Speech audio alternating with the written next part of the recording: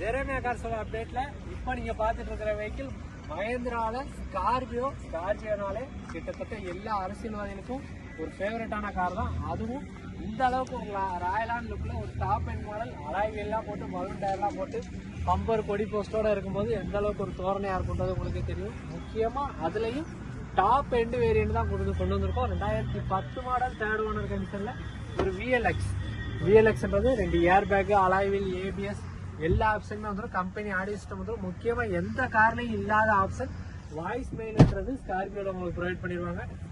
Back சீட்டோட வியூஸ்லாம் பாருங்க, நல்ல ஒரு ஸ்பேசியஸான ஒரு 7 சீட்டர். முக்கியமாக ஒரு தோரணையான காரு, ஒரு ஜீப் லுக்கில் ஒரு தோரணையான காருன்னு நீங்கள் ஃபீல் பண்ணணும்னா ஸ்கார்பியோ மட்டும்தான் ஒரே கார் இப்போதைக்கு.